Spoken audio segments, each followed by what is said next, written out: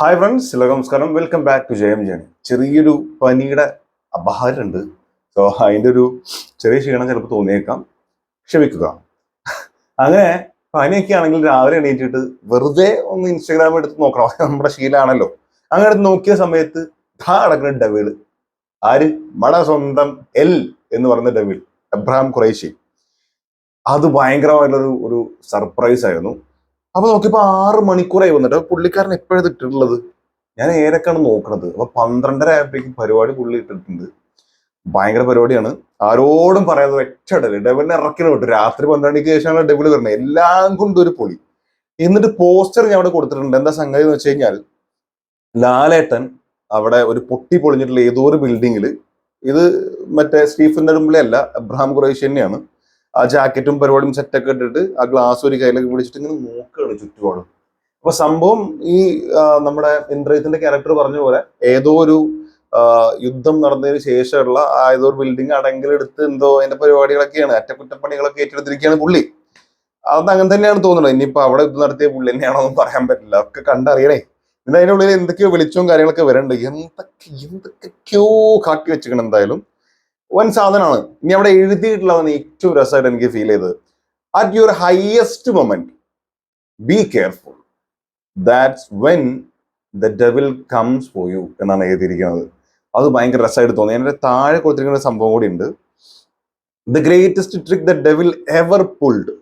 Devil കാണിച്ചിട്ടുള്ള, അല്ലെങ്കിൽ അയാൾ കാണിച്ചിട്ടുള്ള ഏറ്റവും വലിയ ട്രിക്ക് എന്താണെന്ന് ചോദിച്ചു കഴിഞ്ഞാൽ, was convincing the world he doesn't exist. അയാൾ ഇല്ല, അയാൾ തീർന്നു, അയാളിപ്പോ ഇല്ല എന്ന് തോന്നിപ്പിക്കുക ആളുകളെ കൊണ്ട് എന്നുള്ളതാണ്. അങ്ങനെ തോന്നിപ്പിച്ചിട്ട് പുള്ളി വരും എന്ന് പറയുമ്പോൾ ഇവിടെ ഉദ്ദേശിച്ചുള്ളത് വ്യക്തമായിട്ട് നമുക്കറിയാം. ഒരു തരത്തിലുള്ള അപ്ഡേറ്റും തരാതെ ഇത് ഭയങ്കര വാർത്ത. ഇതൊക്കെ ഇവർ കാണുന്നുണ്ടല്ലോ, എല്ലാവരും ഓൺലൈനിലാണെങ്കിലും അല്ലാതെയും കമന്റ്സിലൂടെ ഒക്കെ ചോദിക്കാണല്ലോ, അപ്ഡേറ്റ് എവിടെ, അപ്ഡേറ്റ് എവിടെ, അപ്ഡേറ്റ് എവിടെ. ഇപ്പൊ തന്നെ ഈ പോസ്റ്റർ ഇതിന്റെ താഴെ കാണാം, ട്രെയിലർ ഇറക്കി വിട്ട് രാജേട്ടാ, ട്രെയിലർ ഇറക്കി വിട്ട്, ട്രെയിലർ എവിടെ, ട്രെയിലർ കാണുന്നില്ലല്ലോ. അപ്പൊ ഇതൊക്കെ ഇവർ കാണുന്നുണ്ട്. അപ്പൊ അതിനൊരു മറുപടിയാണ് സംഭവം എന്ന് എനിക്ക് തോന്നുന്നത്. മാത്രമല്ല, ഇത് തീർന്നു, ഈ പടം തീർന്നു പോയി, ലാലേട്ടന്റെ എംബ്രാനി വരൂല, ആളുകൾ കണ്ടപ്പോൾ അവർക്ക് ഇഷ്ടപ്പെട്ടില്ല എന്നൊക്കെ പറഞ്ഞിട്ട് പറയുന്ന ആളുകളുടെയൊക്കെ നെഞ്ചത്തിൽ റീത്ത് വെക്കുന്ന രീതിയിലാണ് ഈ ഒരു പോസ്റ്റ് ഇറക്കി വിട്ടിട്ടുള്ളത്. ആൻഡ് നല്ല രസമുള്ള ഒരു പോസ്റ്റർ, അല്ല ഒന്നും പറയാനില്ല. നമുക്ക് ട്രെയിലർ കാണുമ്പോൾ തന്നെ ഇതിന്റെ ബാക്കി പരിപാടി നമുക്ക് അറിയുള്ളൂ. ടീച്ചറിനേക്കാൾ നല്ല വ്യക്തമായിട്ടുള്ള സ്റ്റീഫൻ നെടുമ്പള്ളിയും കൂടെ കാണിക്കുന്ന രീതിയിലുള്ള ഒരു ട്രെയിലർ ആവും എന്ന് നമ്മൾ വിശ്വസിക്കുന്നു. 15-ാം തീയതിയാണ് പറഞ്ഞിട്ടുണ്ടായിരുന്നത്, എന്നാൽ 16-ാം തീയതി കേൾക്കുന്നുണ്ട്. കുറെ ആളുകൾ 20-ാം തീയതി പറയുന്നുണ്ട്, പക്ഷെ അങ്ങോട്ടൊന്നും പോകും തോന്നുന്നില്ല. മിക്കവാറും 16-ാം തീയതി തന്നെ വരും, അതല്ലെങ്കിൽ ഇന്ന് വരും. ഇന്നാണ് 15-ാം തീയതി. എനിക്ക് തോന്നുന്നു 16-ാം തീയതിക്ക് ആകും എന്നാണ്, കണ്ടറിയാം. അപ്പോൾ അത്രയും കാര്യങ്ങൾ ഇവിടെ തന്നിട്ടുണ്ട്. ഇനി ഇതിനെക്കുറിച്ച് പറയാനുള്ള കുറച്ച് കാര്യം എന്ന് പറഞ്ഞാൽ, പ്രൊമോഷൻ വർക്ക് എന്തോടെ തുടങ്ങാത്തതിന്റെ ഇതിനെ കുറിച്ച് പറയുന്ന കുറച്ച് കാര്യങ്ങൾ. Empuraan final mixing is going on in ചെന്നൈയിൽ അതിന്റെ ഫൈനൽ മിക്സ് നടന്നുകൊണ്ടിരിക്കുകയാണെന്ന് കേൾക്കുന്നത്. Trailer launch on 16th or 17th as per current plans എന്നാണ് പറഞ്ഞിട്ടുള്ളത്. 16-ാം തീയതി അല്ലെങ്കിൽ 17-ാം തീയതി. 20-ാം തീയതിക്ക് പോകാൻ ചാൻസ് ഇല്ലെന്ന് തന്നെ എനിക്ക് തോന്നിയിട്ടുള്ളത്. Prithvi's in Chennai now.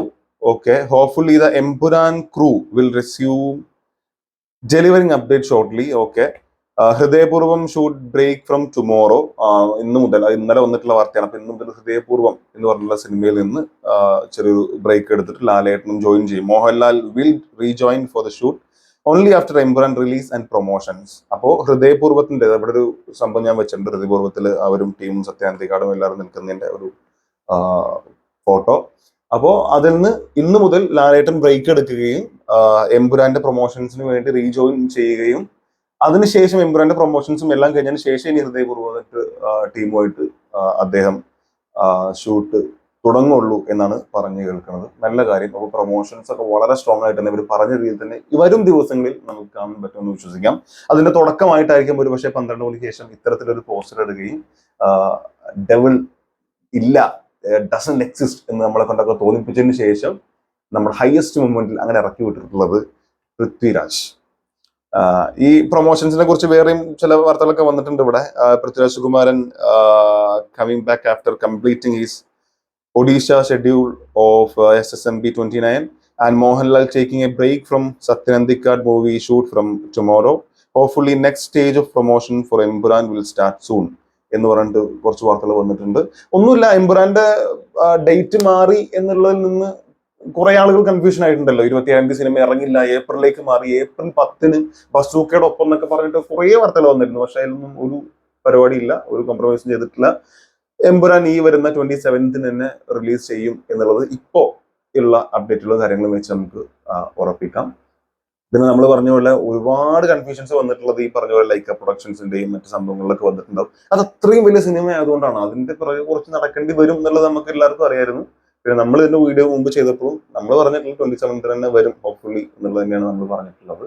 അങ്ങനെ 27th നമ്മളെ കാത്തിരിക്കുന്ന പോലെ പുലർച്ചെ അല്ലെങ്കിൽ രാവിലെ 5 മണിക്ക് എംബ്രാൻ വരും. പോവുക, കാണുക. ഡെവിൾ എന്താണ് നമുക്ക് വേണ്ടി ഒരുക്കി വെച്ചിട്ടുള്ളത്? നരകമാണോ? കണ്ടറിയാം. സ്വർഗമാണോ ചോദിക്കില്ല, കാരണം പുള്ളി തന്നെ പറഞ്ഞ പോലെ തിന്മയും തമ്മിലുള്ള യുദ്ധം എന്നാണല്ലോ പറഞ്ഞിട്ടുള്ളത്. പക്ഷെ പ്രേക്ഷകന് ഒരു പക്ഷെ നല്ലൊരു ഭയങ്കരമായിട്ടുള്ള ട്രീറ്റ് കിട്ടാനുള്ള സാധ്യത ഉണ്ട്. Hope for the best.